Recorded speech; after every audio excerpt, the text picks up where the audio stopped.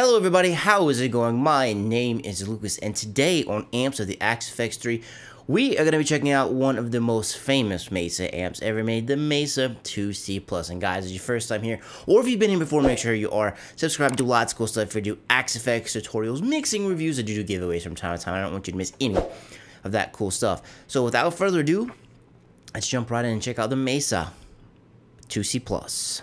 What I'm going to do for this demo is I'm going to play all of the different settings, all of the different presets that the amp has in the Axe FX. I'm going to go through them, going to do all kinds of stuff, and then I'll talk about everything after I am done playing. I'm going to be using my mayonnaise du verre in drop C with some bare knuckle war pigs. Alright guys, let's jump right into it.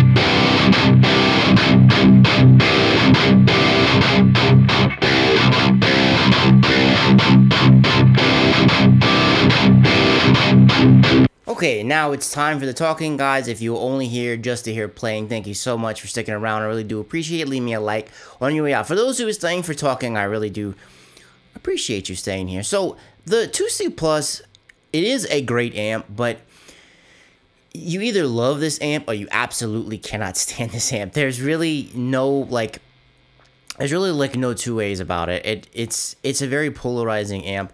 The thing that makes this thing so different is that the EQs and stuff, it is pre-distortion, so it's a little bit, it acts differently.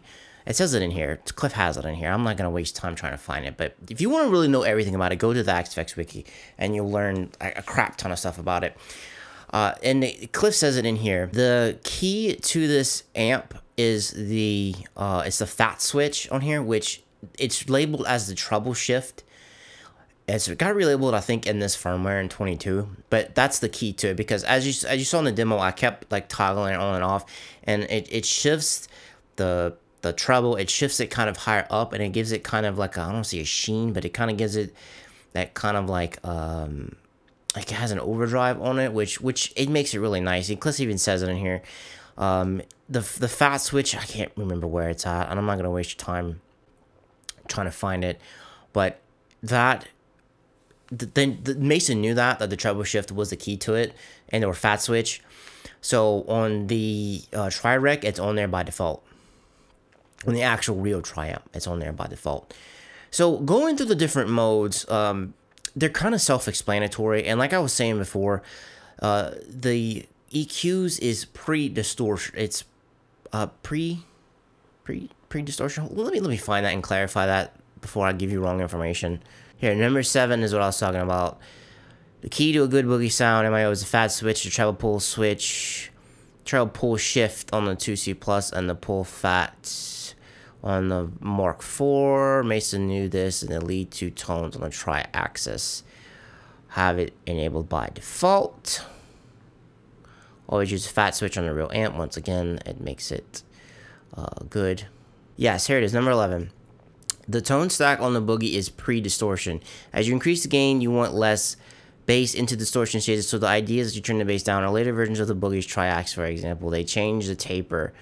So noon was the equivalent to 1 on the earlier models because people were reluctant to move control very far from noon for some weird reason. So that is what I was talking about.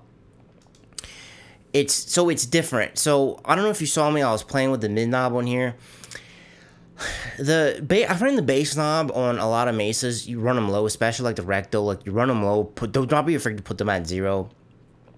I find the mid knob brings up a lot of the bass frequencies that I would want, and the bass kind of doesn't. The EQ is weird. It's different from normal amps. So as you saw in some of them, I turned the mid up, and that kind of got me that nice good low end, that chunk, that's basically what I call it. And I try to dial in each one of these amps, each one of the settings in here.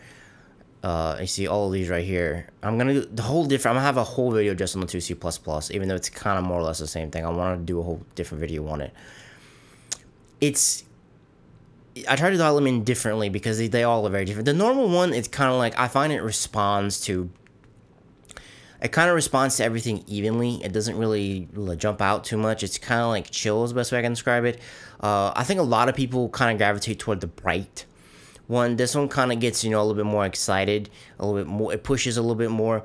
If you notice, on all of them, I have the overdrive up, and I control the amount of distortion with the gain knob. I find that works better. I find if you do it the other way, it kind of gets a little overwhelming and you don't have as much headroom. It like kind of smashes you down. I really like doing it this way. My best suggestion to you, so if you're gonna try and dial these amps in, don't be mad if you fight them. These amps kind of fought me a little bit. Go check out Leon Todd's YouTube channel. He knows how to dial these in like super duper well. If you want some kind of like a different video to kind of contrast to mine when it comes to dialing in, I used Get Good Drums Cali IRs. I mean, you can use any IR. I just really like these IRs. It's a Mesa cab with different versions of the 412, the V30s, Mesa V30s through the years. I normally do the 57 and the C414, but I find that the 2C Plus responds a lot better to just the 57. So for the bright, you told me I was messing with the gain a little bit. The bright is a lot different than the normal. I find you can kind of get away with pushing stuff a little more. I kind of almost was around 12. The presence knob on this thing is kind of insane, so be very careful with that. It can get really harsh really fast. I left the master on all of them at 4 because I tried lowering it, because that is a trick you can do, especially with rectos. If you lower them down, the master volume, and you kind of get it makes things a lot less hectic. I kind of just left it at 4 because I found if I lowered it, it kind of cut the low end that I wanted. And I had the V to on all of them, and as you saw, I turned them off on some of the presets, but I just kept the V, and I would kind of just tweak them a little bit. So you want a V. Start with your V when you initially come and dial it in. Put your little V. It'll make your life a lot easier, because these amps have more mids than they have any business having. It's just kind of like controlled mid chaos is what you have to do on here, because if you don't control it, it gets kind of out of control, and you'll sit here and you'll fight the amp, which no one needs to sit and fight the amp. Now when you come to the deep thoughts with the deep. I kind of like this one a little more.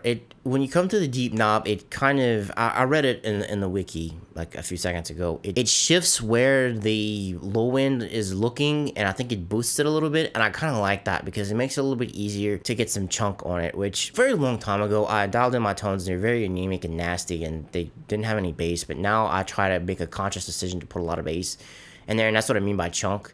Like whenever you're palm muting, you get like doom, doom, doom, you get something like that, which is kind of what I like. Once again, I'm doing it right here. Same thing, I kind of put a little bit more gain in there. Bass is running low. The V is the same thing. I cut the bass a little bit. I think I had it like at 6 and I cut it a little bit. I think I put a little bit more mids than usual. Out of here, I think I bumped the presence a little bit. It's pretty much the same, but when you go from bright to deep, they're, like I said, they're different animals, and I find deep bright, to me, this is like is one of the best channels, because I just kind of vibe with it a little bit better. So like I said, the mid knob has a lot of control and power, and I was kind of just screwing around with it, and like I said, I wanted to try and dial them in a little bit differently to kind of give you a look of contrast to it. Let me mess with the mid knob on here just to once again illustrate what I'm talking about.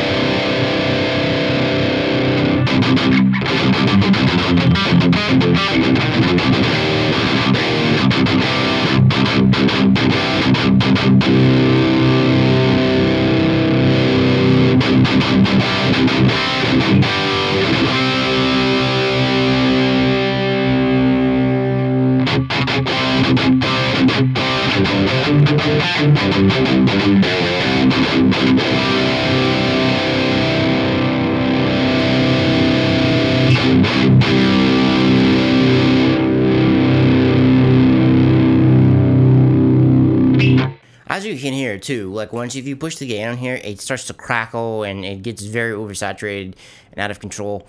And I hope I demonstrated what I was talking about with the mid knob.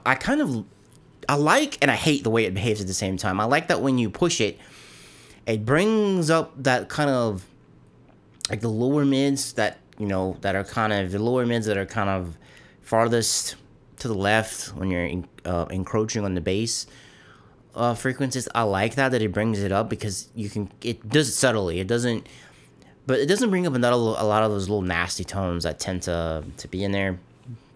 Brings it up subtly and you can get some nice chunk, but as you can see, less is more in these amps because they tend to get crazy. And by the way, if I say anything wrong, correct me in the comments down below. I am not gonna claim to be a Mesa IIC Plus expert. I'm not by any stretch of the means. It's pretty much the amp that made me play guitar because I was a huge Metallica fan back in the day. Black Album sucked me in, made me play guitar, and they've been using Mesa for forever. They use Axe-Fx 3 is not alive, believe it or not. So drive-wise, this is probably the last thing I'm going to discuss before I let you guys go.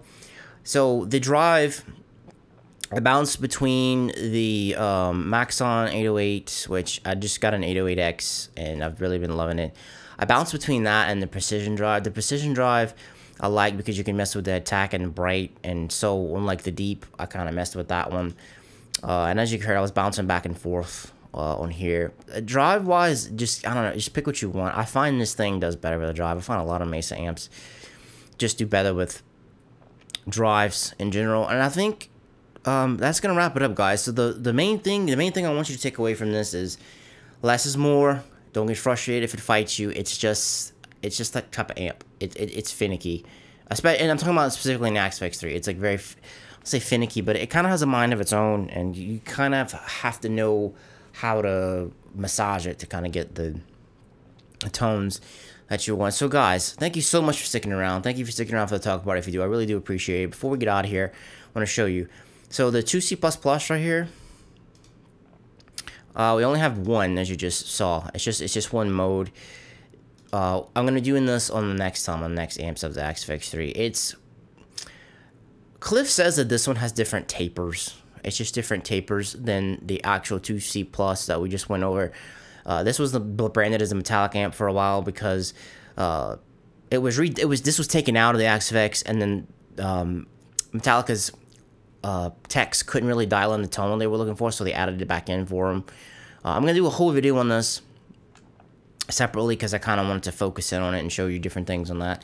But guys, thank you so much for sticking around for my talking part. Hope you enjoyed the playing part. Hope this helps some of you dial in the Mesa amp if you have any questions about it. Thank you for checking it out. Leave me a like. Greatly appreciate it. Subscribing you out if you're not, because we got more cool stuff coming. And thank you so much for hanging with me. A lot of things are vying for your attention, but you chose to hang with me, and I really do appreciate it. I'll catch you on the next one. Peace.